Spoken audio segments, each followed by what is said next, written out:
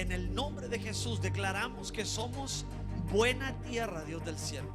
Tierra donde cae tu semilla, Dios del cielo, y produce, Señor, al 100 por uno, Dios del cielo. Para darle gloria y honra Si usted tiene y alabanza fe, y adoración y exaltación. Porque el Señor, por su amor y su misericordia, ha derramado palabra para esta casa y levanta hombres y mujeres para darnos una palabra.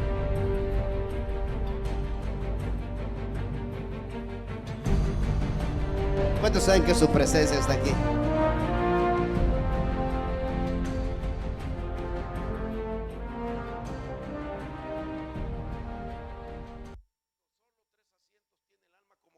Como que estamos minimizando, hermano, el potencial del alma.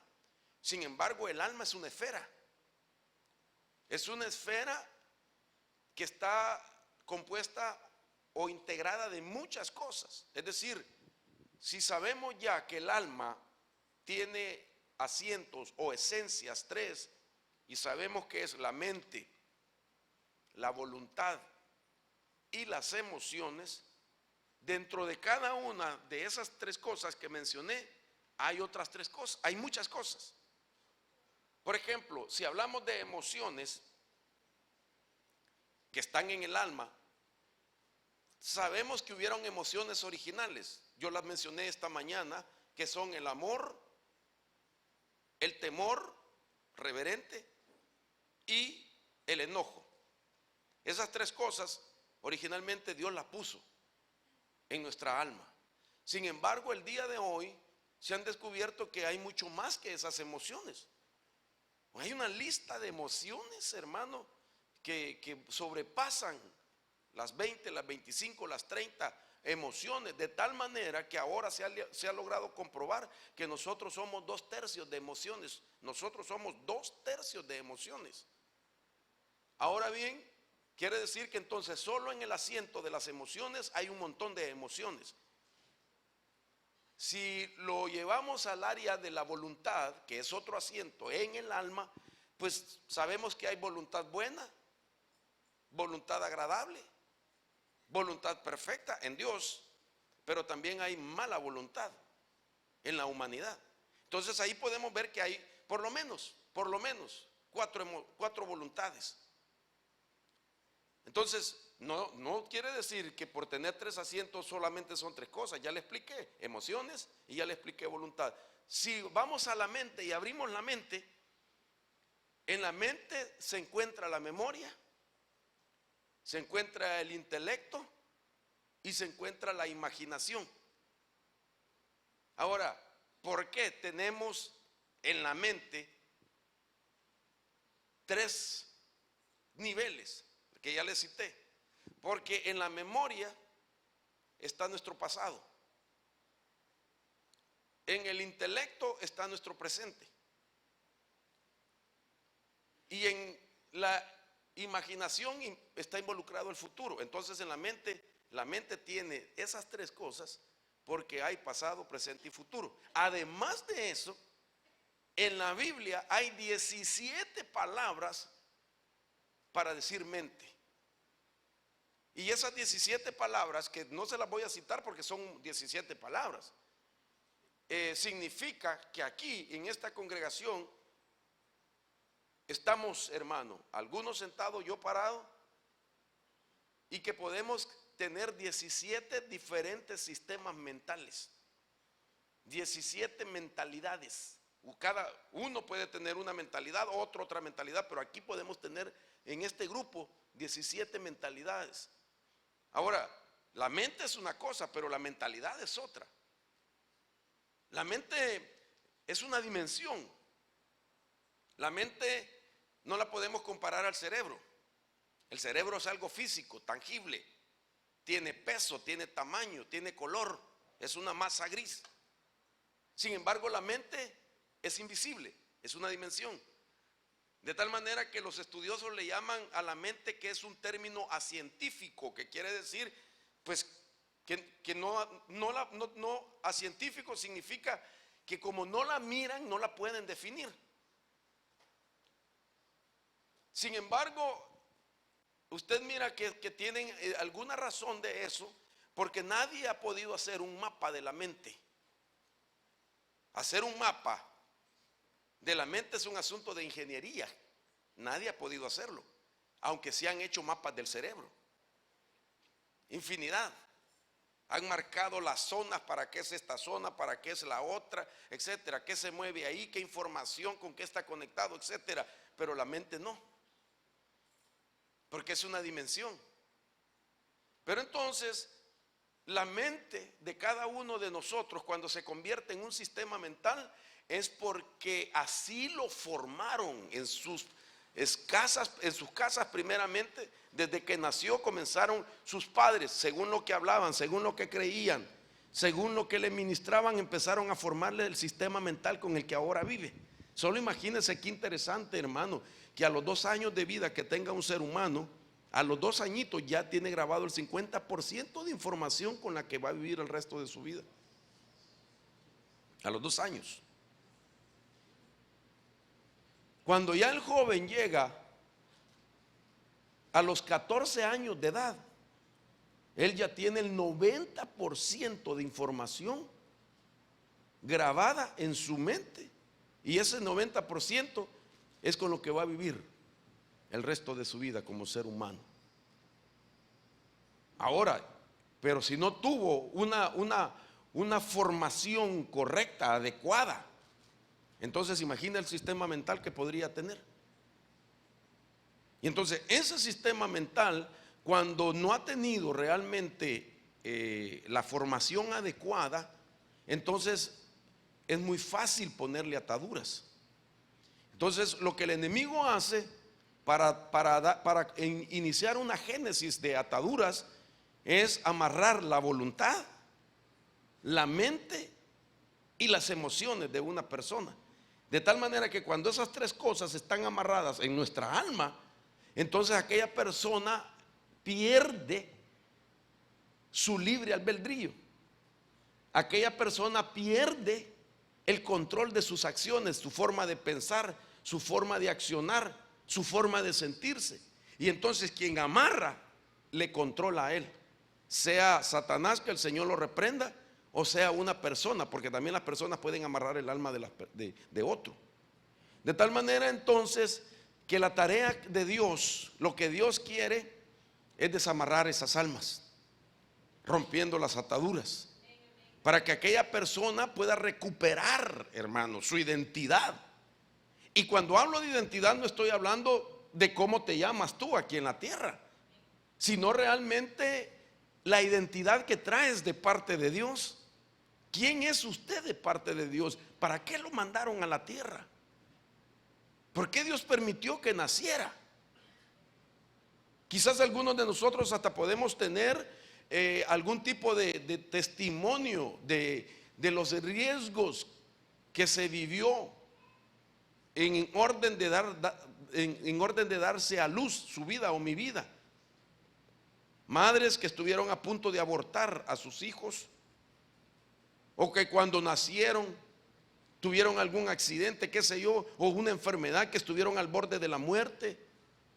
¿Por qué? ¿Por qué el enemigo, por qué pasaron esas cosas? Porque el enemigo estaba tratando de frustrar el desarrollo de una persona que traía una identidad para cumplir con un propósito de parte de Dios aquí en la tierra. Quiero decirle una cosa interesante, que aunque alguien haya nacido producto de una violación, esa persona tiene propósito en Dios. Porque si Dios lo permite, porque Dios es el dador de la vida, y si Dios lo permitió que naciera, es porque Él tenía un propósito. Sin embargo, entonces, la identidad, cuando uno la descubre en Dios, entonces tú descubres en qué eres fuerte. ¿Cuáles son tus habilidades, tus capacidades? ¿Qué dones podrías manejar? ¿Usted se ha preguntado en qué es fuerte usted? No me vaya a decir de carácter, hermano. Soy fuerte de aliento, tampoco. Pero ¿en qué será fuerte usted? Es decir, en algo que usted es especial. Mejor dicho, en algo que usted es especialista. No especial, especialista. En algo cada uno de nosotros Podemos hacer algo por difícil que sea. Lo podemos hacer de tal manera que se deje ver como que es fácil lo que hacemos, pero cuando otro intenta hacerlo, se le complica porque no es a él el que le han asignado para que lo haga. Entonces, algo le ha dado Dios. Y eso es lo que el diablo no quiere que uno descubra. Algunos son buenos para cantar, hermano. Otros para tocar instrumento. Otros para danzar. Otros para recibir a la gente. Otros para ordenar. Otros para enseñar. Otros para predicar, etcétera. En algo somos fuertes. Otros en administrar. Entonces, ¿en qué es fuerte usted? Que solo usted lo sabe hacer de una manera única. Entonces, cuando somos libres de nuestra alma, entonces descubrimos en qué somos fuertes. Entonces, el tema, las ataduras espirituales, que vienen a ser las batallas del alma, y que usted tiene que ganarlas en el nombre de Jesús, porque el Señor está con usted. Y aunque haya vivido alguna etapa de su vida en dificultades, debe de saber que este tiempo, por causa del retorno de nuestro Señor Jesús, del acercamiento a la venida de nuestro Señor, entonces nuestro Padre Celestial nos está concediendo un tiempo kairos dentro del tiempo cronológico que vivimos. Y el tiempo kairos, ¿sabe qué significa? Un tiempo especial que Dios ha apartado para ti, para hacerte una visitación. Un tiempo que Dios lo ha escogido para visitarte a ti y hacer lo que tiene que hacer en nuestra vida. Entonces, para hablar de las batallas del alma, tengo que ponerle a usted que en términos de batalla podríamos nosotros poner esta batalla en un nivel muy parecido a otras batallas que posiblemente, según nuestro criterio, son fuertes, y algunas podríamos decir demasiado fuertes, que casi no se ganan. Y entonces, para saber qué tan complicadas son las batallas del alma y lo que se puede llegar a pelear por nuestra alma, quiero enseñarle en primer lugar los 3 escenarios de las batallas espirituales. Y luego nos vamos a dedicar a hablar de las batallas del alma. 3 escenarios de las batallas espirituales que están en la Biblia. Ahora, déjeme ponerle, por ejemplo, una base bíblica de esta primer batalla, para que usted haga como un tipo de poder calificar para usted qué batalla podría ser la más fuerte. Por ejemplo, según la Biblia, hay batallas en los lugares celestiales. Dice Efesios capítulo 6, verso 12. Dice: porque nuestra lucha no es contra sangre y carne, sino contra principados, contra potestades, contra los poderes de este mundo de tinieblas, contra las huestes espirituales de maldad en las regiones celestes. Por tanto, tomad la armadura de Dios para que podáis resistir en el día malo, y habiéndolo hecho todo, estar firmes. Dice este pasaje, ¿verdad? Ahí está. Ahora, ¿usted cree que esta batalla es fuerte? Sí, claro que es fuerte. Porque es una batalla con entidades en los lugares celestiales, no aquí en la tierra, sino en los lugares celestiales. Entidades que se mueven en esa dimensión. Cuando se habla de los lugares celestiales, es el segundo cielo. En el segundo cielo siempre hay confrontaciones espirituales. Ahí hay ángeles de parte de Dios peleando en contra de las entidades que le sirven a Satanás, que el Señor lo reprenda. Y eso dice Apocalipsis capítulo 12. Por ejemplo, en esa esfera se mueve el anticristo. En esa esfera se mueve Jezabel, que el Señor la reprenda. En esa esfera se mueven nombres de principado: Asmodeo, Damián, Belcebú, que el Señor lo reprenda. Ahora, note usted que estas batallas son a cada instante, pero estas batallas se pelean en esa dimensión porque se está tratando de ejercer influencia sobre el ser humano que vive aquí en el plano terrenal. Hay entidades en esa dimensión que todavía no han puesto, por decirlo así, sus pies en la tierra, que algunas de ellas están reservadas para los últimos días y que son entidades que van a incursionar en el tiempo final con un tipo de estrategia que todavía no se conoce, pero que en el final de los tiempos Dios va a tener que revelar a sus guerreros, a los hombres de Dios, mujeres de Dios, que las ha levantado con una unción de guerra espiritual para que ellos confronten las estrategias de las tinieblas. Dios va a levantar gibores, hombres y mujeres. Es más, ya están de pie. Es más, aquí hay gibores del Señor. ¿Me entiende? Que Dios los va a capacitar, los va a preparar para que vayan, hermano, a confrontar y a desbaratar toda fuerza de maldad. Pero antes de que eso suceda, el Señor va a tener que desamarrarle el alma. Porque si nosotros pretendemos ir a enfrentar potestades con nuestras almas amarradas, hermano, vamos a tener problemas. Y entonces, en orden de poder confrontar, es para que tengas solvencia. Dios primero te va a desatar tu vida de muchas cosas de tu pasado, de conflictos del presente, para que tú no tengas nada de qué avergonzarte, ni que el diablo tenga nada de qué acusarte. Ahora a mí me llama la atención esto, hermano, porque aquí estamos viendo de que el apóstol Pablo está citando jerarquías espirituales. En esta versión que usted lee, en la mayor parte de las versiones en español, esta jerarquía no es la correcta. Una de las Biblias que enseña la jerarquía correctamente es la Biblia aramea. Y la jerarquía correcta es: primero, principados; segundo, gobernadores; tercero, autoridades o potestades; y por último, huestes. Una autoridad o potestad no es mayor que un gobernador. No es mayor. Un gobernador es el segundo plano que está después de un principado. Entonces, el orden original es: nuestra lucha no solamente es carne y sangre, sino contra principados. Griego es arcai o arche. Contra cosmocrator, que es gobernadores.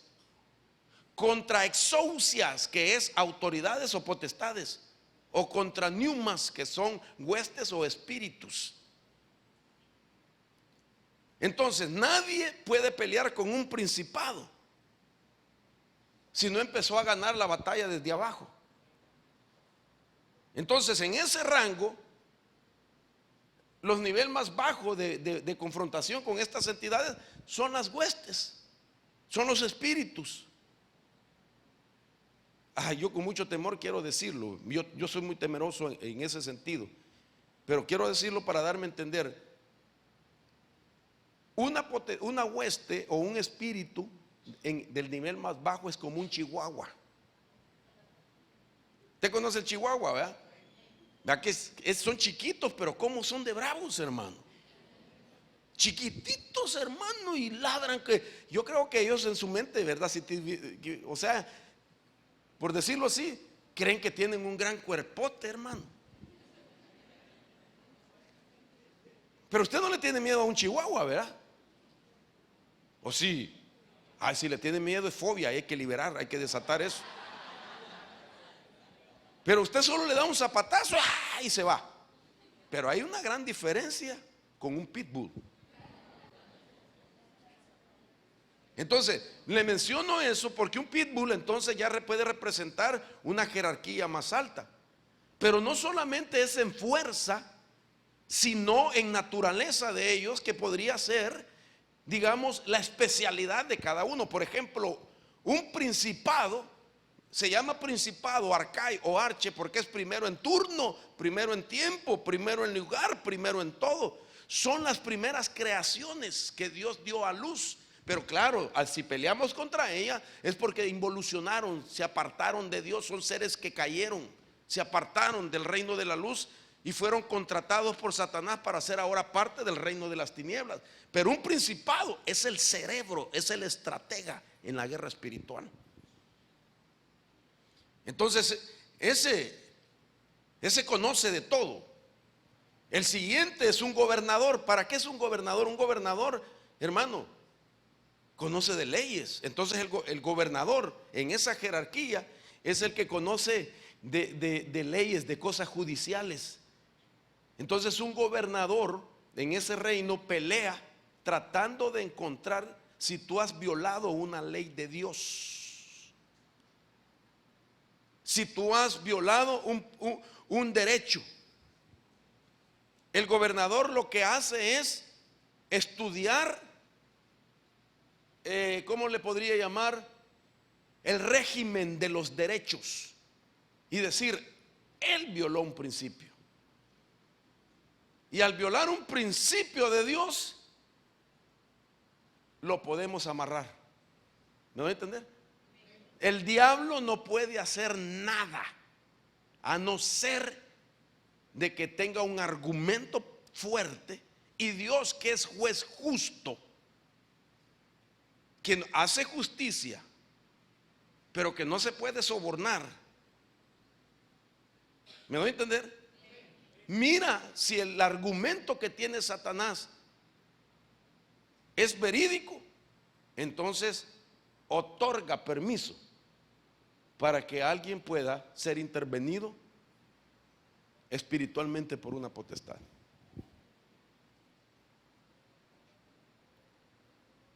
Qué tremendo se puso la noche, ¿verdad? Hasta frío sentí yo ya cuando dije eso, hermano. Y usted me dirá, hermano, pero no, yo sé que Dios me va a proteger. ¿Acaso no dice la Biblia que el Señor Jesús le dijo a Pedro, mira, Satanás te ha pedido para zarandearte como a trigo? Y no dice que la Biblia no dice, pero yo lo voy a evitar, sino que lo que la Biblia dice, pero yo he rogado por ti para que tu fe no falle. Dice, para que cuando tú te conviertas, dice el original, puedas fortalecer a tus hermanos. Otro hombre que a mí me pone a qué pensar, que la Biblia dice 1, 2, 3 veces acerca de un hombre que no hay otro como él en la tierra, apartado del mal,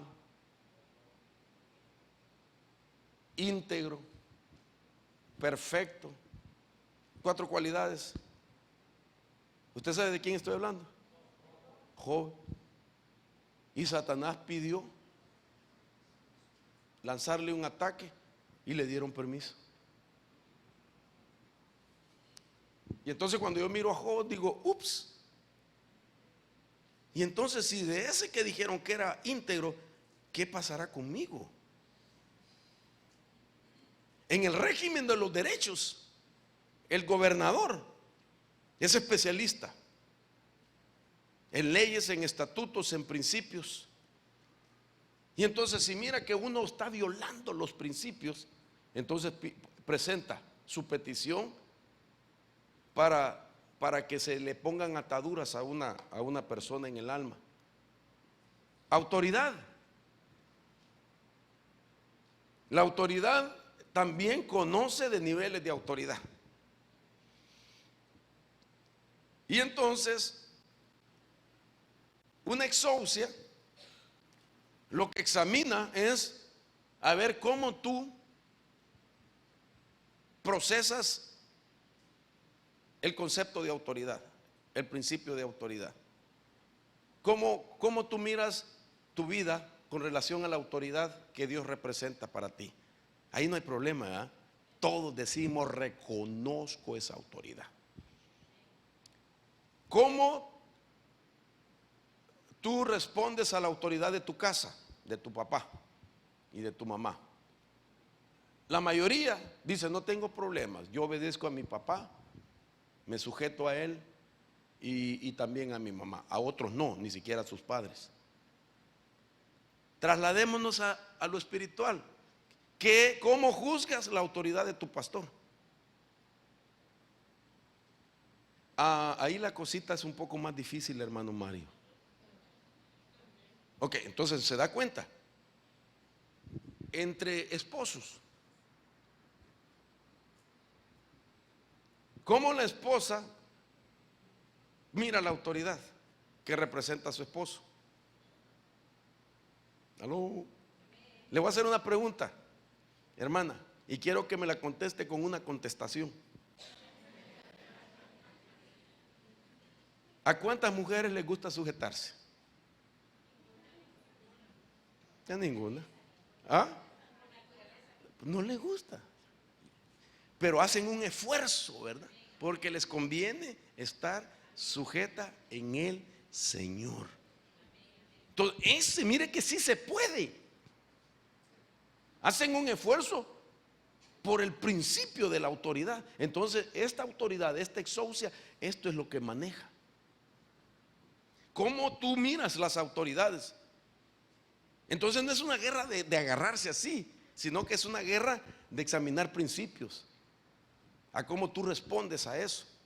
Y entonces, si tú estás bien en ese principio, entonces tú tienes autoridad sobre cualquiera de esas potestades, porque ellos no tienen argumento contra ti, porque tú estás sometido a lo establecido por Dios.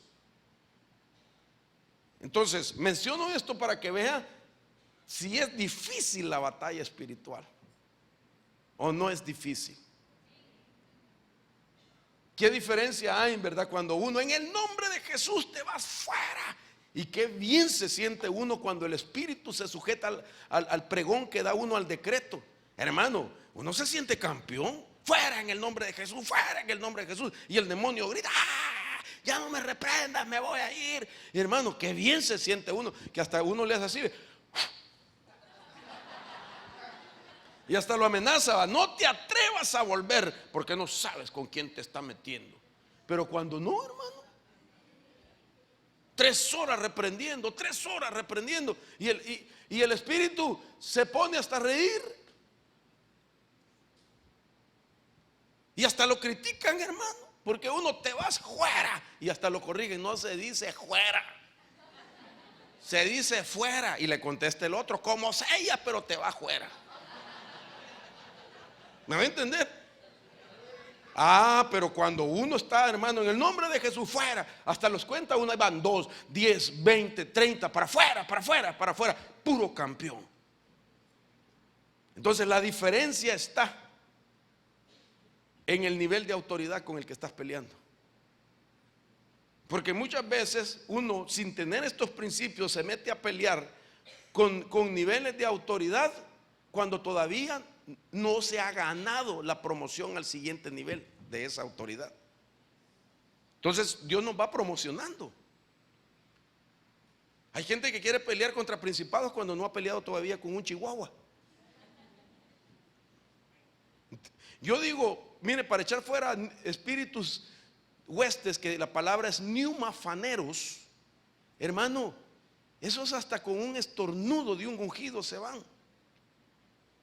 No hay problema. Son los soldados rasos de esas jerarquías militares. Pero todo requiere un entendimiento en la esfera de los derechos. Si usted está bien con el Señor, entonces usted tiene respaldo del cielo. Si usted está avanzando en irle soltando las amarras, entonces usted tiene respaldo del cielo. Y usted lo va a comprobar, hermano amado. Y en la medida que se van soltando las amarras de nuestra alma, usted va recuperando territorios en su alma. Va a recuperar la salud, va a recuperar la economía, va a recuperar equilibrio en sus emociones, va a recuperar, hermano, muchas cosas que el enemigo, cuando amarra, es para que ahí no haya un fluir de esas cosas que necesitamos como parte de tener el estado de ser irreprensibles para la venida de nuestro Señor Jesús. Pero déjeme darle la otra batalla. Déjeme primero pasarme a esta. ¿Cuál cree que es más fuerte, la batalla del infierno o la batalla en los lugares celestiales? Ok, vamos a ver. Entonces, dice la Biblia: yo también te digo que tú eres Pedro, y sobre esta roca edificaré mi iglesia, y las puertas del infierno no prevalecerán contra ella. Note usted que la palabra prevalecerán es una palabra que tiene término militar. Entonces está diciendo que va a haber una guerra de resistencia. Y está diciendo que la iglesia va a triunfar sobre los poderes que salen a través de las puertas del infierno. Entonces esto me llamó la atención, porque entonces el infierno tiene puertas, no una puerta. Y entonces en número, hace mucho tiempo que yo prediqué por primera vez las 12 puertas. Ya le dije el número. Me encontré que son 12 puertas. ¿Por qué? Porque Satanás todo lo copia. La Jerusalén, la ciudad de Jerusalén tenía 12 puertas. La Nueva Jerusalén, dice la Biblia, tiene 12 puertas. Y en el mundo, en el globo terráqueo, existen 12 zonas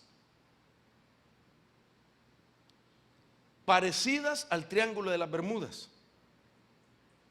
¿Usted ha oído el Triángulo de las Bermudas? Que dicen que una nave que pasa por ahí desaparece. Dicen que helicópteros o avionetas que sobrevuelan esa zona desaparecen. El Triángulo de las Bermudas es una zona geográfica que comprende de Miami, Bahamas, Puerto Rico. Y entonces hay 12 de ellas. ¿Y sabe qué es lo interesante? Que esas puertas sirven también para que cuando una persona muere, el alma, digamos una persona que muere mal sin el Señor, el alma tiene una puerta cercana de donde vive para que entre al infierno. O sea que no va a ser un viaje.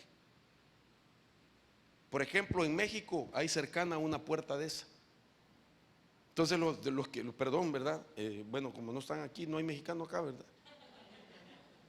Entonces un mexicano que muere sin Cristo tiene cerca una puerta del infierno. Y así está en todo el mundo, 12 puertas. Y esos son campos magnéticos. Y todos tienen la misma fuerza magnética para poder absorber, para poder alar algo hacia adentro. Y lo que entra se desaparece. Entonces dice la Biblia que el Señor le promete a la iglesia, a los que estamos integrados en la iglesia. La iglesia no es las cuatro paredes, la iglesia es usted. La iglesia soy yo. Y la promesa para nosotros es que las fuerzas del infierno, las puertas del infierno, los poderes del infierno no prevalecerán contra ella. Entonces de esas puertas van a salir espíritus, demonios que ya no están en el segundo cielo, que no están en los lugares celestiales, sino que están en el inframundo, que también muchos de ellos no se conocen todavía, y que la Biblia nos da un ejemplo de uno que va a salir de ahí y está en Apocalipsis capítulo 9. Dice que de ahí saldrá Apolión, pero de ahí también saldrá un ejército de langostas. Y usted ha leído Apocalipsis capítulo 9. Mire esa langosta, qué rara, es híbrida también. Tiene cara de una cosa, tiene alas, tiene cabello como de mujer. Y entonces, hermano, esas potestades van a estar aquí en la tierra. Mientras tanto, hoy pueden salir algunas de ellas invisiblemente para estar afectando los hogares. para estar afectando las vidas, y a nosotros Dios nos dice, les voy a dar poder contra esas potestades que están subiendo del inframundo, para que ustedes puedan parar cualquier ataque que quiera realizar en nuestras familias o en nuestros hogares. Entonces es una batalla fuerte. Entonces yo cuando veo esto no puedo decir, no, es más fuerte lo del segundo cielo que las batallas del inframundo. Tienen el mismo peso, tienen los mismos riesgos, los mismos peligros, y también se someten a la autoridad que ha sido ganada por el creyente en la medida que se ha venido soltando sus amarras. Entonces, por fuerte que sean las potestades, hermano, que desconocemos qué tipo de potestades van a salir del inframundo, así mismo como desconocemos la cantidad de espíritus inmundos del segundo cielo, también, y que quieren ejercer influencia sobre la humanidad, y que son batallas fuertes, así como son las batallas fuertes que suben del inframundo. Entonces, tanto las de los cielos como las del infierno tienen el mismo nivel en potencial. Pero otra que tiene el mismo poder son las batallas en el alma. Entonces, si ganamos las batallas en el alma, ganamos las batallas del infierno y ganamos la batalla de los lugares celestiales. Porque las tres batallas tienen el mismo poder. Entonces, ¿con quién quiere empezar a batallar? Con uno mismo. Con uno mismo. Dice Pedro: amados, yo os ruego como a extranjeros y peregrinos que os abstengáis de los deseos de la carne que batallan contra el alma.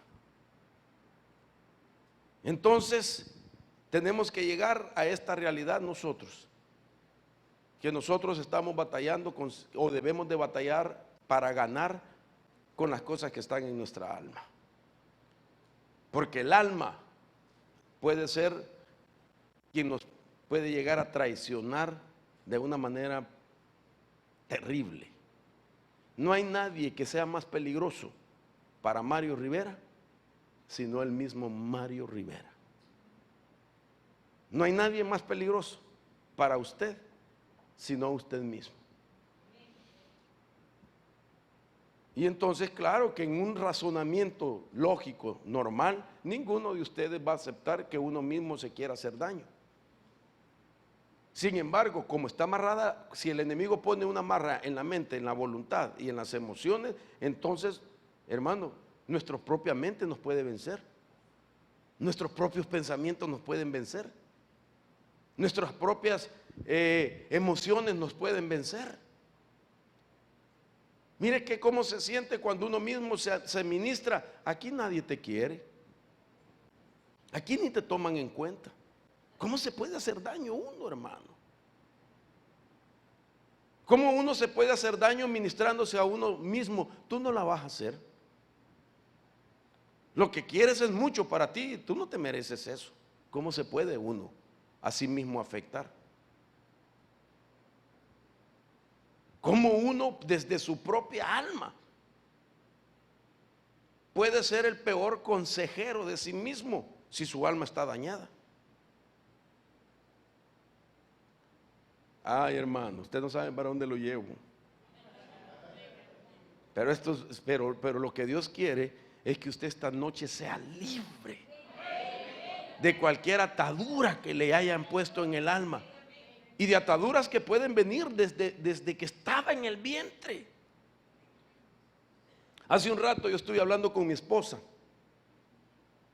Y entonces estábamos platicando acerca de un tema que ella está elaborando para compartirlo. Y me estaba diciendo, ¿tú qué piensas de esto? Y con los casos que... Qué interesante es, hermano, la sensibilidad que tiene el alma de una criatura se está formando en el vientre, de tal manera que puede solo en el hecho de la respuesta que da uno de los padres, al anunciamiento de que la mujer está embarazada. El solo hecho que mamá diga estoy embarazada y que papá inconscientemente diga no nos va a alcanzar el dinero, en ese momento ¡pah!, el niño recibe un rechazo. Y puede estar en sus primeras semanas de formación. Y el asunto es, ¿cómo hace el niño para oír si no tiene desarrollado su oído completamente? Porque hasta los 7 meses él ya oye bien y puede distinguir las voces externas de su papá. Cuando su papá habla a los 7 meses, y el niño puede decir, qué linda la voz de mi papá. Oye la voz de mamá, qué dulce mi madre para hablar. Pero ¿cómo hace para sentir un rechazo cuando solamente tiene, menos de 8 semanas? Como decíamos el día viernes, me parece, ¿verdad? Cuando es solamente un embrión, un golem, una masa sin forma. ¿Sabe cómo? ¿Cómo oye? Es más, no habla idiomas. Y el papá lo dijo en español, y la criatura, aunque viene de padres hispanos, no habla idioma todavía, pero entendió el mensaje.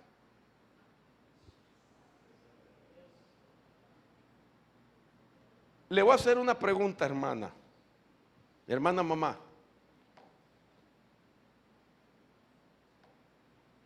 ¿Cómo reacciona usted cuando anunciaría, voy a ser mamá otra vez? Mi amor, te tengo una noticia. Van a ser nuestro 12º hijo.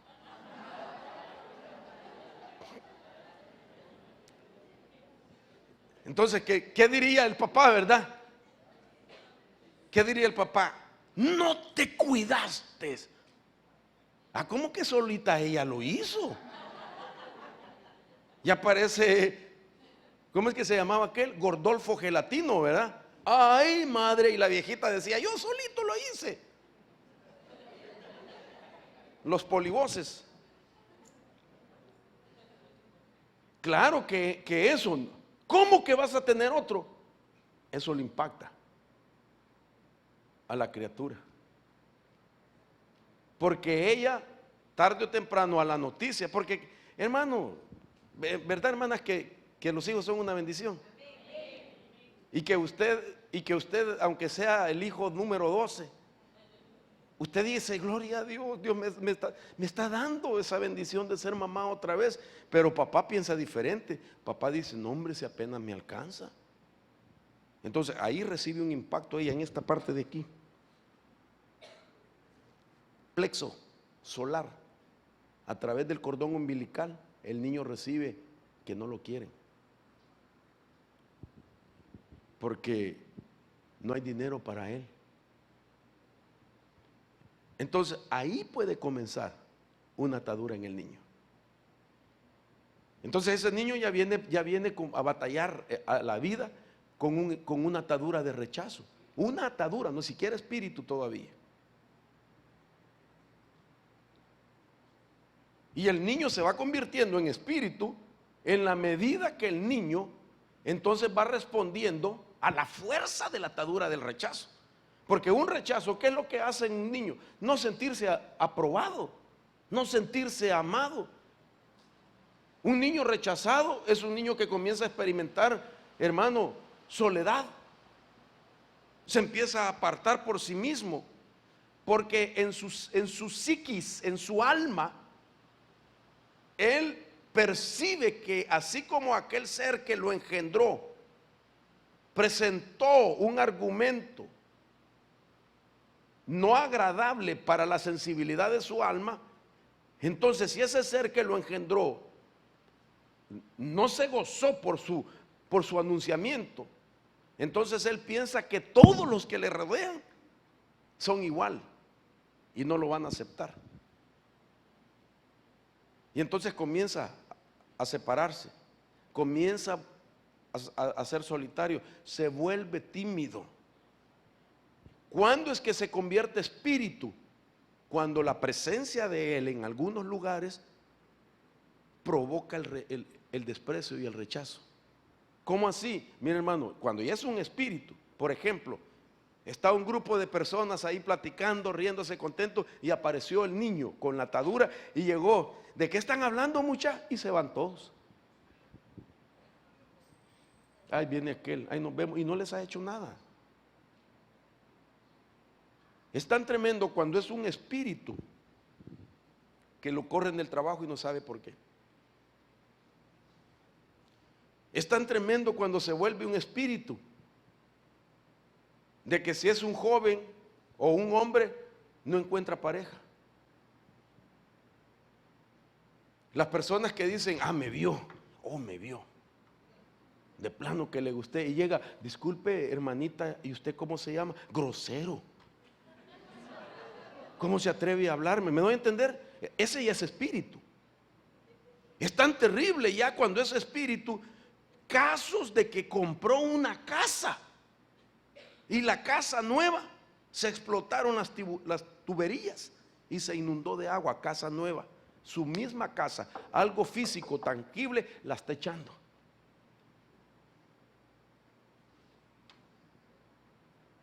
Se van de las iglesias porque sienten que nadie los quiere. Ya es espíritu, pero primero fue atadura. Son batallas. Y esa es la que Dios quiere soltar en esta noche. Pero ¿qué de aquellos que literalmente su papá no quiso reconocerlos? ¿Qué de aquellos que le dijo papá, no, tienes que abortarlo, tienes que abortarlo? Ese niño no puede nacer, tienes que abortarlo. ¿Qué de eso? ¿Qué de eso que sí quiso abortarlo, intentó abortarlo, pero Dios no permitió que ese niño muriera? Dios no permitió. Intentó una vez, 2 veces la mamá abortarlo y nació de todas maneras. ¿Cómo cree que ese niño está? Y entonces a esos que están dentro de la iglesia, Dios quiere desatarles el alma. Dios quiere desatarles el alma. Porque es gente que Dios la va a usar para restaurar y recuperar a cantidad de personas que se sienten rechazadas y que están atacadas por el espíritu de rechazo. ¿Sabe cómo es esto, hermano? Que cuando Dios te ha desatado el alma, cuando Dios te ha liberado el alma, es como que tú ya tienes un anticuerpo de aquello de lo que te liberaron. Es como aquel que fue mordido por una serpiente, pero no se muere de la mordida. ¿Me entiende?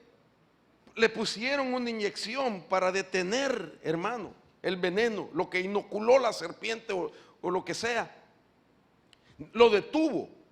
Entonces ya a él ya le quedó un anticuerpo. Entonces el hombre y la mujer que fueron rechazados y ya han sido libres, tienen el anticuerpo contra el rechazo. Y se pueden acercar a ese espíritu con una tremenda autoridad, porque ya saben que cuando son desatados de su alma, hermano, nunca más se vuelven a sentir rechazados, porque primeramente conocieron el amor del Padre que está en los cielos, del Padre de los espíritus, bendito sea Dios, y que ese fue el primero que aprobó nuestra vida. Entonces hay cosas que necesitamos ver que se desaten, hermano. Si a esto le sumo de que puede estar atado genéticamente también, con enfermedades heredadas, con vicios heredados, y hay que romperlos en el nombre de Jesús. Entonces las batallas en el alma son algo que Dios quiere que lo experimentemos.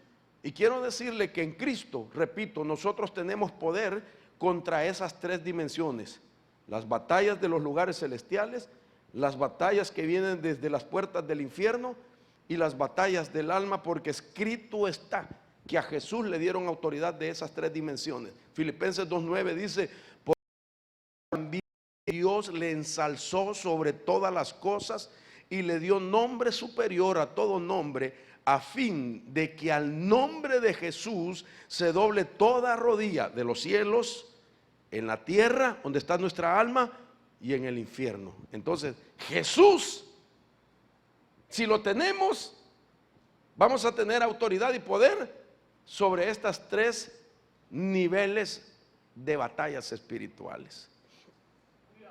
En Jesús. Ah, qué tremendo esto, hermanos. Entonces, con esta breve introducción, hablamos del cómo comienzan las batallas. La génesis de las batallas. Entonces, Pablo dice, para explicar este principio, hay un pasaje en la Biblia en 2 de Corintios capítulo 2, verso 11. Mire qué interesante lo que dice el apóstol Pablo. Para que Satanás no tome ventaja sobre nosotros, pues no ignoramos sus ardides. A mí me llamó la atención este pasaje, porque fíjese que Pablo está hablando en términos plurales. Y solo leer, dice, para que Satanás no tome ventaja sobre nosotros, pues no ignoramos. Él está diciendo a esa altura, a la iglesia de Corintios, le está diciendo que ellos no son ignorantes de los ardides de Satanás. Esto es bien interesante, porque Pablo está declarando esta palabra, pues, en la idea de que ya todos conocen qué es un ardid, qué quiere decir ardides. Y para que él no tome ventaja de estos ardides, entonces él dice, ustedes ya fueron enseñados y ustedes no son ignorantes de eso. Ahora la pregunta es, ¿cuántos años han pasado desde que Pablo dijo esta declaración a la iglesia actual? Y le pregunto yo a la iglesia, ¿usted sabe cuáles son los ardides de que el enemigo no debe tomar ventaja? Entonces es necesario saber. Ahora, esta palabra, ardides, una acepción de ellas es la palabra, o sinónimo es la palabra insidias. Son términos que tienen el mismo sentido de la palabra ardides. Ahora, insidias o ardides, ¿qué son? Método, insidias, sistema o esquema. Oigan esto, me gusta la palabra método y esquema. Dice, no ignoramos, voy a parafrasear, los esquemas de Satanás. El enemigo le dijo, no debe de tomar ventaja sobre nosotros a través de un esquema que él quiera utilizar. Y esto es interesante, porque la palabra esquema se escribe del griego, desde la palabra ardides, metodeia. No ignoramos el metodeia de Satanás. Y resulta que la palabra metodeia significa modus operandis. En otros términos está diciendo, no debemos ignorar los modus operandis de Satanás. Modos de operación. Ahora, ¿ustedes entienden qué es un modus operandis? ¿Han oído? Es una palabra del latín, modus operandi. ¿Lo ha oído usted otras veces?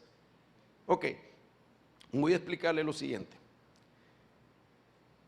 En criminalística se opera en modus operandi.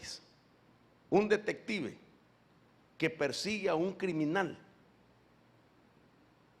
lo que hace es plantear un esquema, plantear una metodeia, plantear un modus operandi. Es decir, el modus operandi es saber el modo de operación de un criminal. Cuando el Señor me empezó a hablar a mí de esto, en mi congregación, o la congregación que yo pastoreo, está una persona, una carrera de oficial ha sido policía, patrullera, acelera en prisiones federales. Una mujer de este tamaño, grandota, una mujer blanca que habla español. Llegó por primera vez a la iglesia de policía, empistolada y todo. Yo dije, Dios mío, ¿a quién vendrán a arrestar? Y entonces dijo, disculpe, solo quiero saber a qué horas comienza el servicio en español. Y yo dije, estoy entendiendo tan bien el inglés que puro español lo oigo, dije yo. Y no, yo estaba hablando ella en español. Y entonces dijo, es que yo vivo cerca y quiero congregarme, amén. Y se empezó a congregar, empezó a ser discipulada y todo. Y entonces, hermano, yo cuando la vi grandota le dije a mi mujer, a mi esposa, ¿sabes qué? Métela al grupo de liberación. Porque esta mujer se iba a saber hacer la llave del diácono, le dije yo, ¿verdad? Tremenda. Y sí, entró, hermano. Cuando se ponían las manifestaciones, pero pesadas. Entonces ella entraba y cabal, como era policía, ahora, y le amarraba todos los brazos al endemoniado. Ahora, ella me explicó esto. Me dijo, ¿usted sabe qué es un modus operandi? Entonces me dijo, nosotros cuando queremos capturar a un criminal para seguirle la pista, lo que hacemos es informarnos de lo que le gusta, qué come, qué restaurante frecuenta, qué ropa le gusta vestir, en qué almacén compra.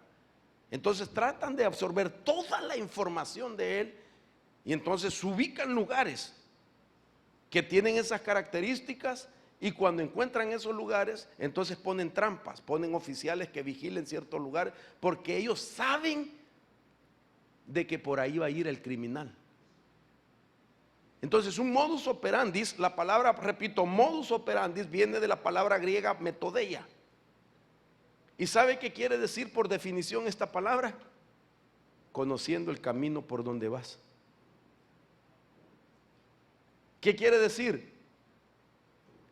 Satanás, cuando quiere levantar un esquema en contra de nuestra vida para lanzarnos un ataque, lo que hace es observar nuestra vida y darse cuenta qué camino frecuentamos. Y entonces él ya sabe qué camino tú vas a seguir.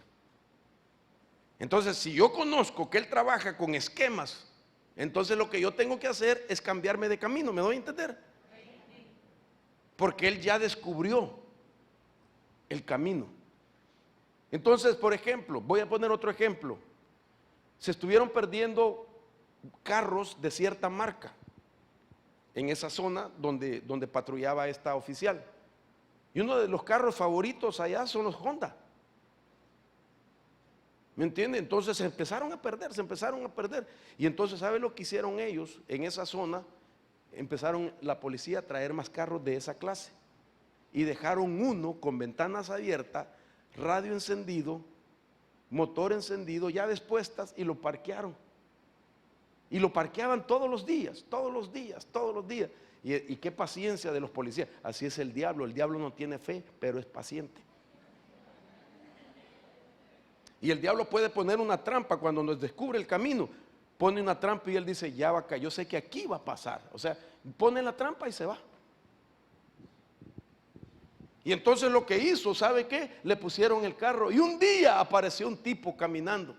Iba caminando y vio el carro. Y fíjese que pícaro, dice esta oficial, que empezó a levantar la mano. ¡Shh! ¡Shh! Está encendido, se lo van a robar. Y él era el ladrón, hermano. Decía, se lo van a llevar, para ver quién estaba, ¿verdad? Atento. ¡Shh! ¿Usted es el dueño del carro? No, le decía. Las ventanas se han estado perdiendo aquí de esta clase. De estos son los que se están robando. Y como vio que nadie respondió, se subió los vidrios y empezó a arrancarlo. Y a control remoto, desde una patrulla, lo laquearon, le cerraron la puerta y le apagaron el carro. Y cuando él quiso abrir, ya no podía. Cayó y ya no se perdieron más los carros. Entonces, eso se llama modus operandi. Entonces, ellos mismos le pusieron la trampa. Entonces, otra vez, donde aparece esta misma palabra, es en Efesios 6:11. Ya va a ver para dónde lo llevo. Efesios 6:11 dice: revestidos con toda la armadura de Dios para que podáis estar firmes contra las insidias del diablo. Hermano, póngale entendimiento a este pasaje. Muchos cristianos usan la armadura de Dios como amuleto. Y entonces dicen: yo estoy vestido con la armadura de Dios. Pregunta a Dios y ya conoces el modus operandi que el diablo te tiene. No sé si me estoy dando a entender. Es decir, que se debe de poner la armadura de Dios el cristiano cuando ya descubrió las insidias del diablo.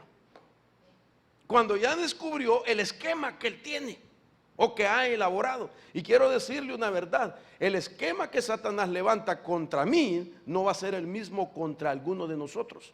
Es decir, cada uno de nosotros, el diablo hace un esquema por cada uno de nosotros, porque cada uno de nosotros tenemos diferente historia.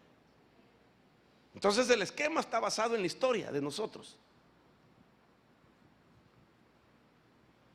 Esa palabra significa entonces metodeia, modus operandi, conociendo el camino por donde vas, significa. Dios mío, que Dios me ayude, hermano, el tiempo como se evade rápido aquí. Voy a definirle la palabra. Metodeia del numeral 3180 del diccionario Strong. Dije ya que significa modus operandi.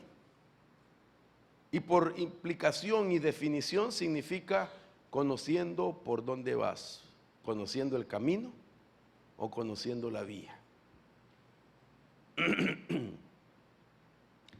Entonces, hay 5 cosas donde hay mucha información. Y son las 5 cosas que Satanás trata de investigar qué sucedió, qué se dio para poder levantar un esquema. Porque esas 5 cosas influencian mucho nuestra vida. Según lo que ahí hay de información, así es la influencia, buena o negativa. Entonces, y son tiempos en todos nosotros que pueden ser diferentes, pero sin embargo son 5 tiempos de información. ¿Cuál cree que son? Y que el Satanás le investiga y va a tratar de sacar información porque sabe que eso puede, para darme la idea, trazar el camino por donde vamos. Y esas cosas él ya sabe: por aquí va a pasar, porque esta es la información que tengo, ya la recopilé y aquí le voy a poner la trampa. Entonces estas 5 cosas es la concepción, el nacimiento, la genealogía, la crianza, los patrones o los hábitos de cada uno de nosotros. Estas 5 cosas todos hemos pasado por ahí.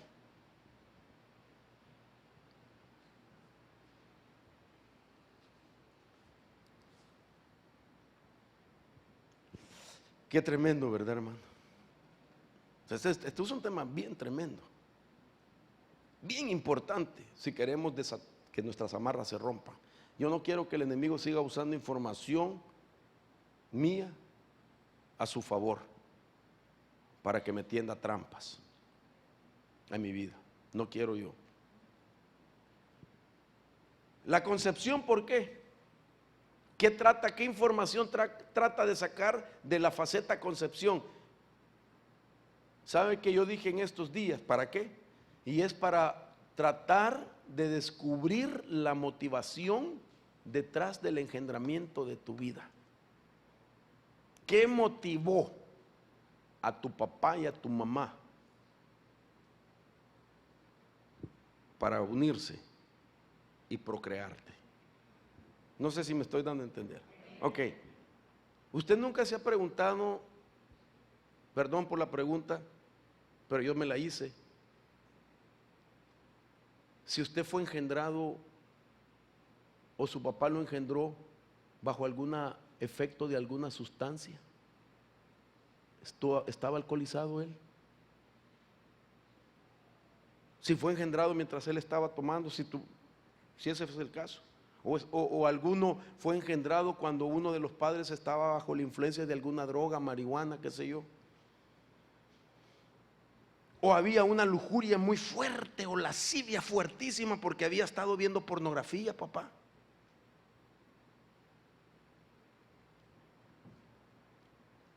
Entonces, eso el enemigo va a tomar información. El nacimiento trata de sacar información porque él quiere ver ahí también qué cosas se dieron. Entonces, estas 5 cosas se las tengo que ir explicando una por una.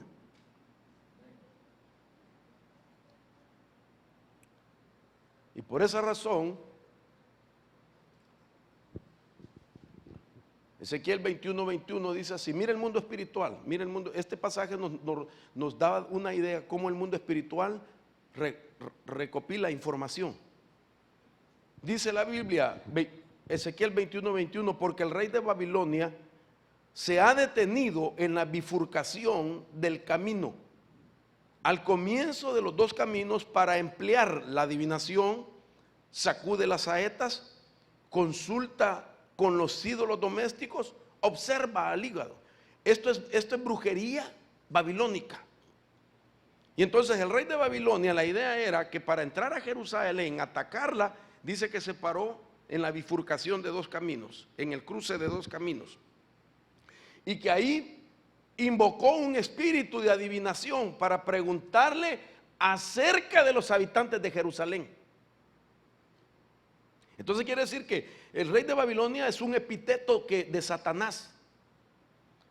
El rey de Babilonia tiene un representativo de Satanás. Es decir, que aquí podríamos decir, aquí está Satanás tratando de descubrir a través de la adivinación información de aquel que quiere atacar. Dice que sacude las saetas. Sacudir saetas era un rito donde se sacudían las flechas, pero para los babilónicos las flechas representaban lenguas demoníacas, que al rito, al sacudirlas, estaban enviando lenguas a susurrar a los oídos, ministraciones para atar las almas. ¿Qué palabras? Es decir, palabras que estuvieran recibiendo a Jerusalén. Y lo otro, dice que consultó con los ídolos domésticos. ¿Sabe lo que significa? Pidió información de la idolatría pasada de tus progenitores, a ver si algún progenitor, bisabuelo, abuelo o padre no hizo un voto con algún ídolo,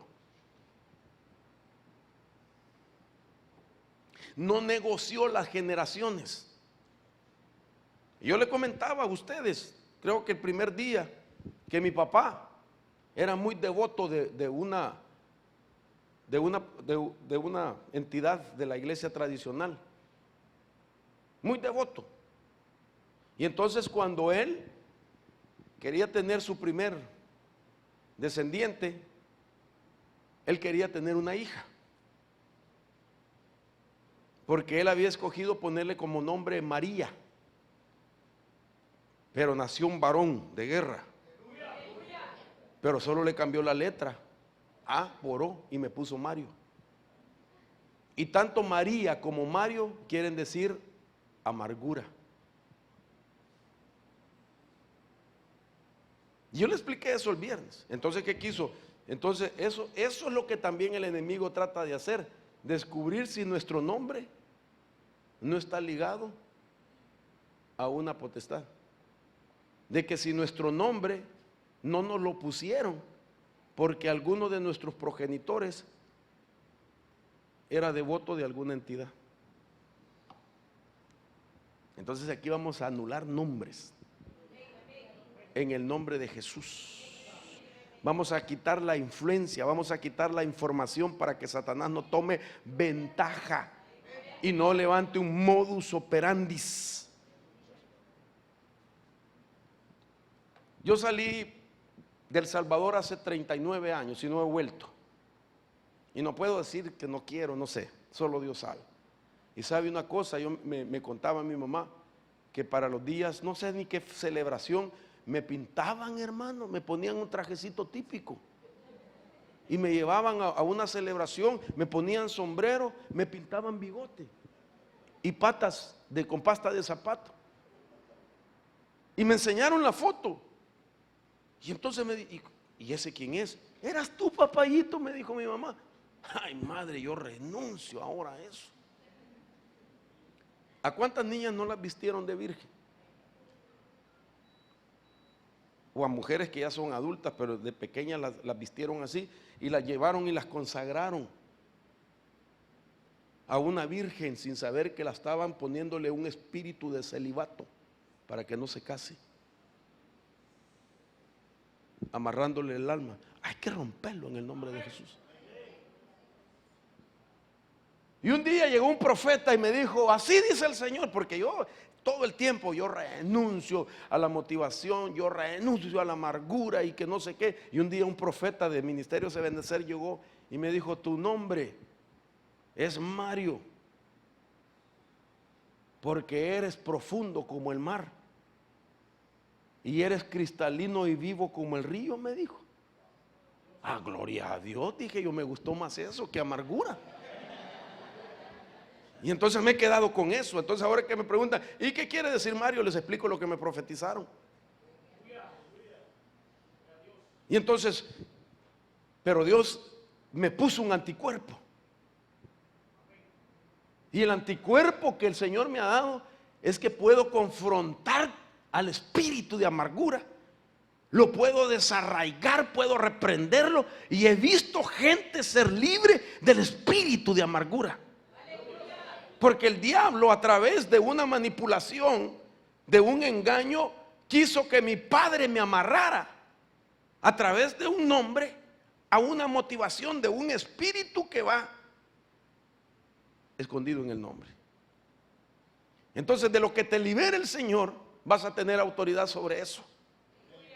Y es más, Dios te va a poner como una especie no sé, de radar en tu vida, hablando en términos tecnológico, pero yo quiero que lo entienda como espiritual, hermano, algo que tú vas a detectar el espíritu del cual aquel estuviste atado, y tú lo vas a oler, y tú lo vas a sentir, y tú vas a decir, aquí huele a ese tipo de diablo. En el nombre de Jesús yo lo reprendo, yo lo desautorizo, porque tienes el anticuerpo. ¿Sabe una cosa que pasa conmigo? Yo puedo detectar el olor de la cocaína a cierta distancia, porque yo fui adicto a eso.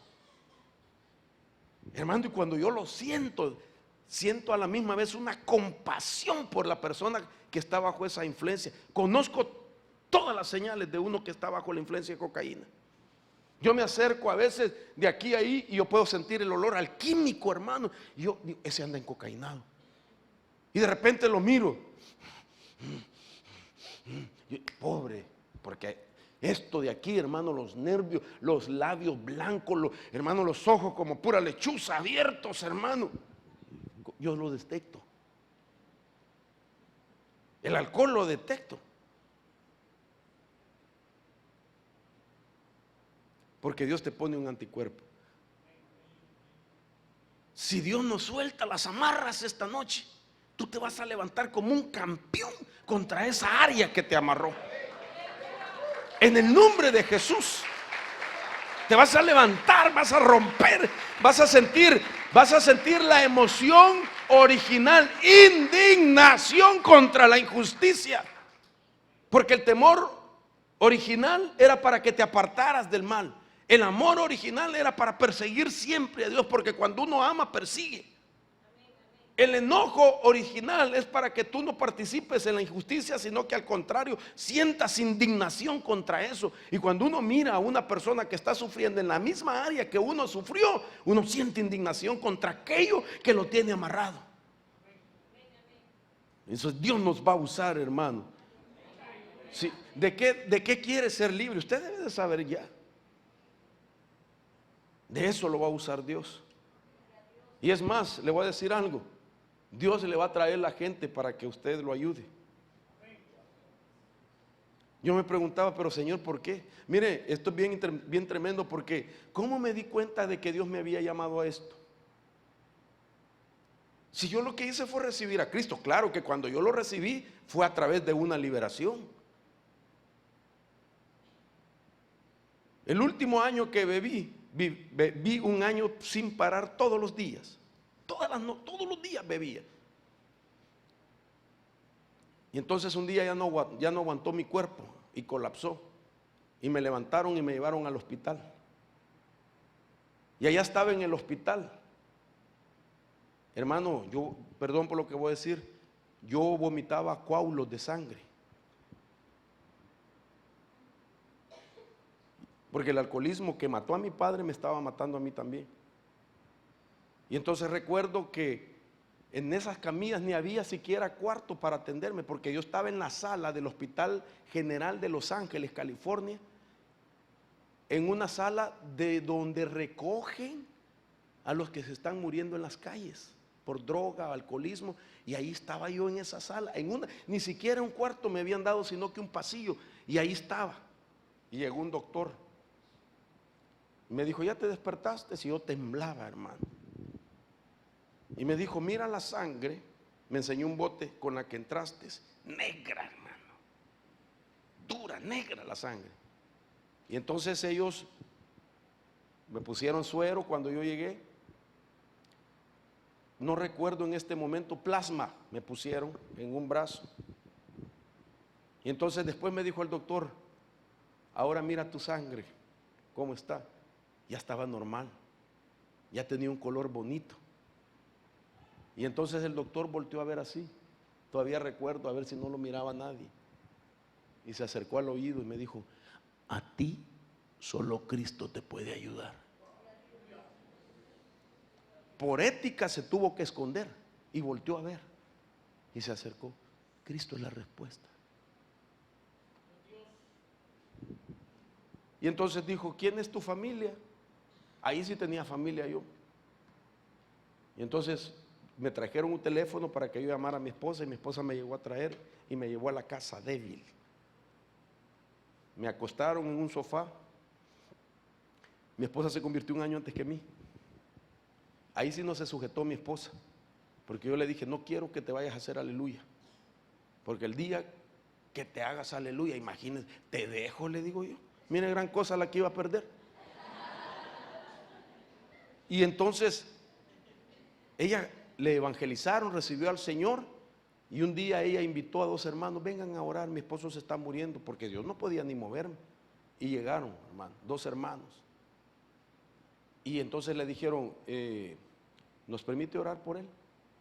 Sí, le dijo mi esposa, y se apartó. No, hombre, hermano. Y oigo esos 2 varones empezar a reprender, y empezar a reprender el espíritu de alcoholismo, y empiezo yo con la manifestación en mi vida. Me empecé a engarrotar, empecé a sacar una voz que no era la mía y me asusté a la vez. Y empecé a vomitar, y ellos, fuera en el nombre de Jesús, y fuera espíritu. Se armó en la casa, que yo sentía que el aire entraba, salía. Y ¿sabe lo que hice? Yo no aguanté y salí corriendo, y lo primero que hice fue a verme al espejo, porque como mi padre se había quitado la vida, yo me había enojado con Dios, y yo le había dicho a Dios, yo no quiero saber nada de ti porque tú mataste a mi papá. Y él no lo mató, sino que mi papá decidió quitarse la vida. Y entonces esa rebelión contra Dios me estaba llevando a hundirme tanto, de tal manera que ese día, cuando yo ya no aguantaba y tuve miedo, que no paraba de tirar cosas, como pude gateando, corrí al baño. Y ¿sabe qué? Me paré en el espejo, y cuando yo vi en mi espejo, no me vi a mí, sino que vi el demonio que me tenía. Y me asusté donde vi la cara de ese demonio, y retrocedí y le pedí al Señor, ayúdame, Señor, perdóname, ayúdame. Y fue cuando recibí a Cristo en mi corazón. Y entonces de ahí los hermanos vinieron, me empezaron a reprender, y yo fui liberado. Yo vi los demonios que salían, corrían en ese cuarto, de las ventanas me gritaban demonios, me decían, tírate por la ventana, no te queda otro. Vivíamos en 2.º piso, y me querían que yo tenía ganas de salir corriendo y tirarme, pero Dios no lo permitió. Pasé 3 días sin salir, y mi esposa, como fue enfermera, entonces me puso suero 3 días, inyectado en mi propia casa. A los 3 días, por primera vez salí, después de un año, salí sobrio a la calle. Todo era diferente. Empecé a ir a la iglesia. ¿Pero por qué le estoy contando esto? Porque resulta que cuando empecé a orar, la gente se manifestaba. Yo dije, ¿pero qué está pasando?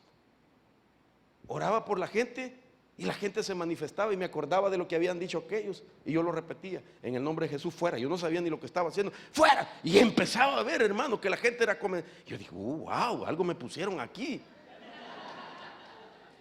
Y empecé a moverme así, empecé a darme cuenta de que entonces Dios estaba usándome en la liberación. ¿Sabe qué? Leía la Biblia y guerra espiritual miraba. Me metía a un texto muy aparte, nada que ver, Proverbios, y el Señor me miraba, aquí hay un principio de guerra espiritual. Me metía al Nuevo Testamento y miraba guerra espiritual. Me metía a los libros de Apocalipsis y miraba guerra espiritual. Y se me empezó a abrir la Biblia para entender los principios de guerra espiritual. Han pasado 28 años de aquel bendito día hasta esta fecha. Y esto yo no lo puedo dejar. Y cuando me invitan a predicar, ¿de qué otra cosa predico si no es de esto?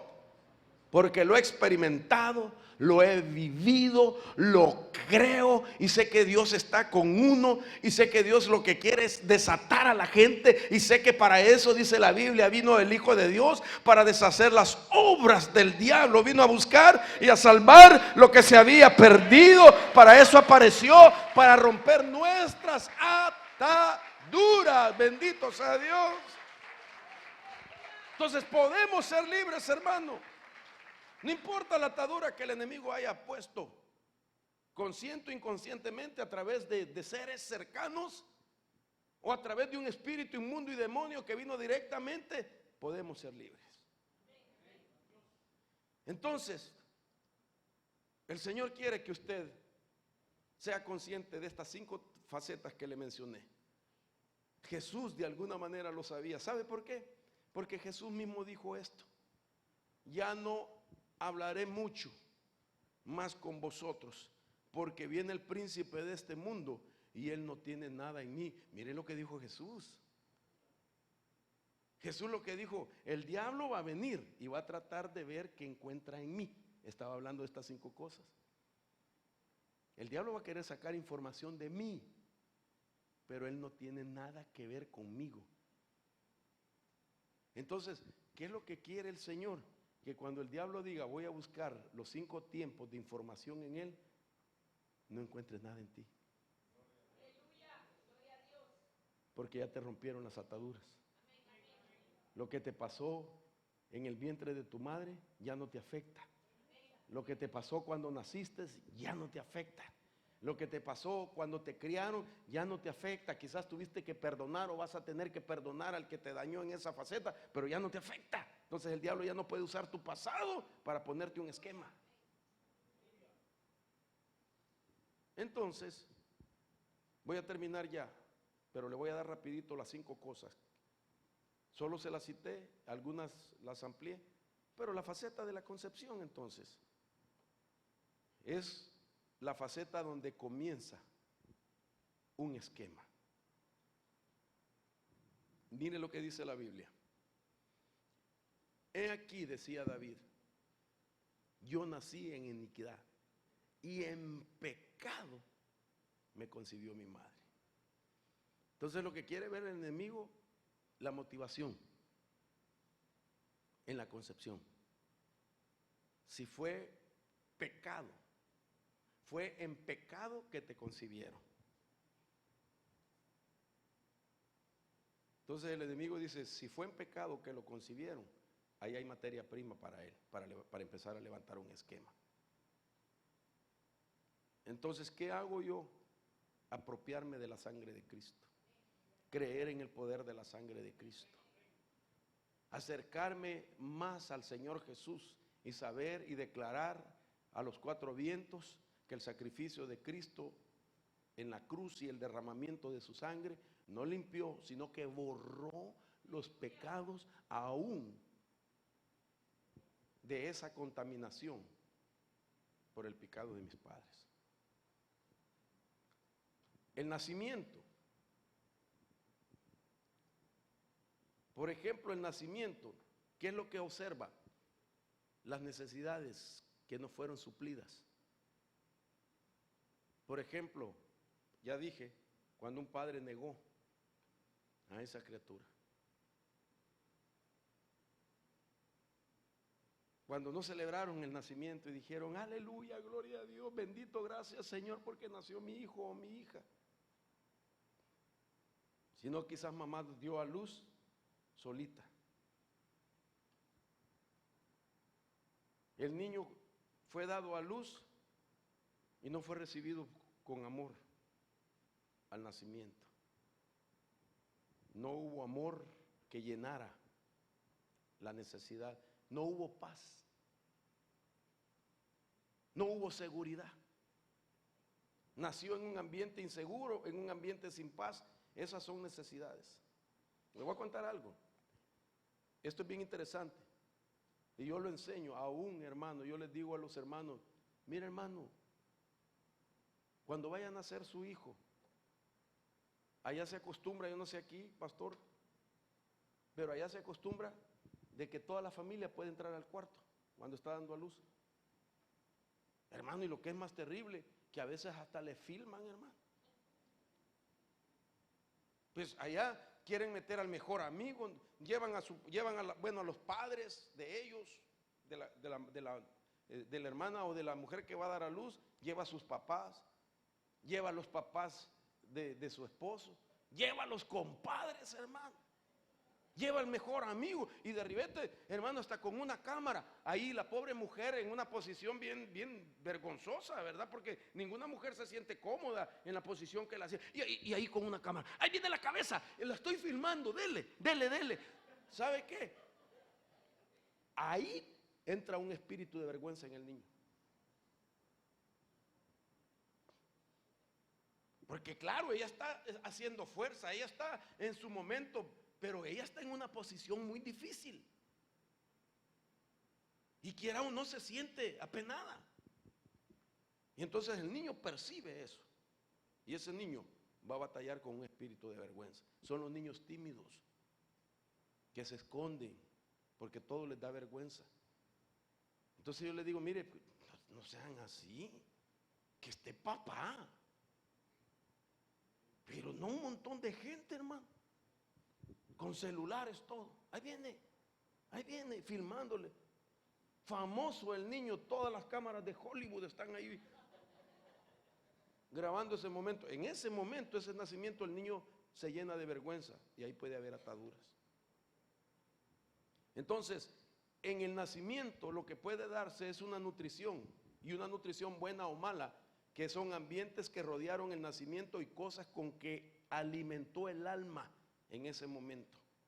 ¿Con qué se alimentó el alma?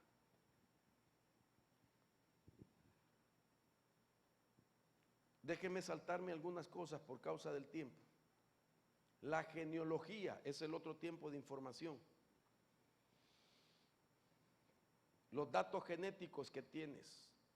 Porque cuando el enemigo descubre qué herencia hemos recibido, él puede predecir las inclinaciones de esa criatura. ¿A qué se va a inclinar? La influencia de la genética en su vida. Entonces lo que él hace es preparar los eventos. El siguiente, la crianza. ¿Cómo te entrenaron de niño?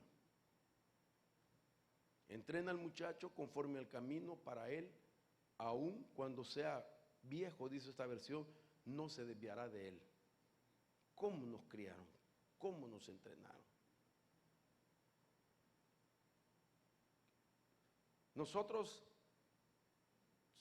nuestra cultura es muy cariñosa. Nosotros los hispanos, a nuestros niños les hablamos chiquito, ¿verdad? Tan lindo mi muchachito.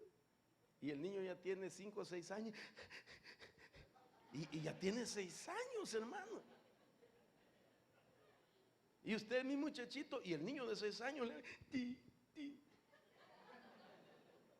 El americano no hace eso. El americano al niño le habla como estar hablando con un adulto. Platica. No le habla chiquito, platica. Y son niños desde pequeño con una capacidad para hablar. Chiquitos, y uno se asombra. ¡Wow! ¿Cuántos años tiene el niño? Tanto, ¡wow! ¿Cómo habla? Y entonces, ¿Por qué le menciono eso? ¿Qué crianza le estamos dando? Hay padres que son, hermano, sobreprotectores. Y entonces al niño le limitan sus habilidades. El niño no se puede desenvolver porque lo hacen codependiente al niño. Crece y es un Sansón, pero depende de mami. Se casa y no es esposa la que busca, sino una mami. ¿Cómo nos pueden dañar, verdad? Entonces nuestra crianza, el enemigo la busca. Este tiene limitaciones, sus habilidades no fueron desarrolladas, no sabe hablar, este es codependiente. Y por último, los patrones o los hábitos que vienen los patrones o los hábitos son los que le dan lugar a los ciclos de cosas en nuestra vida, las cosas que se van a estar repitiendo y algunas de ellas negativas. El tiempo se me ha ido, hermano. Me faltan los argumentos del modus operandi, pero ya el tiempo se me fue. Pero entonces yo quiero ir finalizando diciéndole que usted es el que va a tomar la decisión si quiere que sus ataduras las rompa el Señor esta vez. Tenemos para que esas ataduras no vayan a ponerla también en la siguiente generación, para que usted sea una persona libre con solvencia y pueda tener también autoridad sobre aquellas cosas y aquellos males, que usted pueda tener la solvencia para pararse en medio de su casa y neutralizar todo efecto de maldad que quiera atacar su casa y su familia, porque al que Dios libera, Dios lo va a usar. Al que Dios restaura, se vuelve un restaurador. Al que experimentó la libertad en su alma, entiende la liberación, se vuelve un libertador. Y sabe que Dios lo respalda y que el cielo lo respalda. Quiero invitarlo que por favor se ponga sobre sus pies para orar.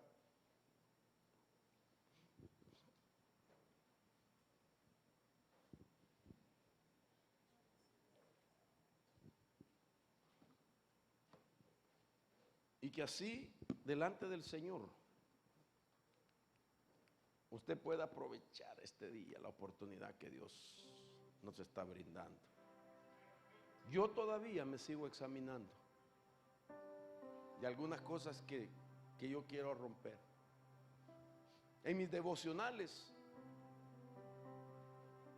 cuando me toca ir delante del Señor y me tiro al piso a buscar su rostro, a orar, momentos ministeriales, momentos como hijo de Dios, yo le pido a Dios: Señor, revélame.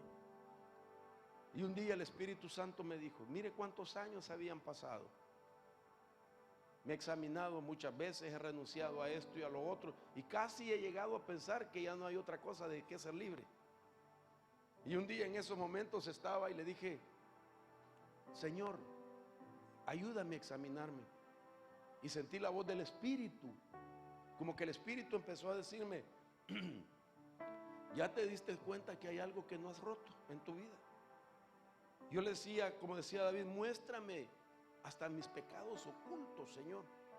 Y entonces el Espíritu me dijo: ya te diste cuenta que en tu linaje todas las mujeres se han quedado sin marido. Mi esposa, perdón, mi madre, ella enviudó a los 28 años y nunca más se volvió a casar, porque esa era la edad que tenía mi padre cuando se quitó la vida. 28 años, no se volvió a casar ella. Y tengo tías que se les murieron sus maridos y que tampoco. Tengo un tiyal y un primal. Mi familia es muy grande y un montón de mujeres solas, abandonadas, divorciadas y viudas. Entre ellas podría decirle que hay algunas que se han casado hasta 6 veces y sus maridos se les han muerto. Sin ser las samaritanas, se han casado un montón de veces. Y yo hasta le he dicho, no los matan ustedes. Y entonces yo le contesté al Espíritu y le dije, Señor, pero ¿por qué me estás llevando a esa reflexión? Porque estás hablando de mujeres, eso no me va a pasar a mí. Saber qué han hecho, le dije yo. Y entonces vino el Espíritu y me dijo, pero tienes una hija. ¿Para qué me dijo así? Entonces me estaba diciendo, no has roto con eso y puede afectar a tu hija. ¿Sabe qué? Empecé a romper, a llorar al Señor. Señor, ayúdame. Si es una amarra en mi linaje, en mis códigos genéticos, Señor, rompe por favor con eso, hermano. Y el Señor empezó a bendecirme. Yo sentí mi liberación y después me fui por mi hija y le dije, mamá, tengo solvencia para romper esa herencia en tu vida y quiero que tú también renuncies. Y él me decía, pero ¿por qué, Deri? ¿Por qué, papá? Porque ha pasado esto en mi familia. Y empezó ella a renunciar. ¿Y sabe qué le dije? Y cuida a tu marido, le dije. Porque mi familia fue atacada por esa área y yo no me había dado cuenta. Yo pensé que solo era el alcoholismo. Yo pensé que solo era los conflictos en el hogar, la pobreza y quién sabe cuántas cosas más. Pero no me había puesto a pensar. Tuvieron que pasar muchos años en mi vida para darme cuenta. Entonces eso significa que siempre el Señor te va a mostrar de lo que tienes que ser libre. ¿Quiere ser libre usted? Venga, vamos a orar. Venga con fe, con todo su corazón. Venga usted anhelando, hermanos, su libertad. Este es el tiempo de visitación de Dios. Si vienen de familias que han batallado con vicios, aún con muertes prematuras, mucha mortandad, muchas enfermedades, muchas crisis, pobreza, brujería, hechicería, idolatría, todo eso se puede romper en el nombre de Jesús. Para Dios no hay nada imposible.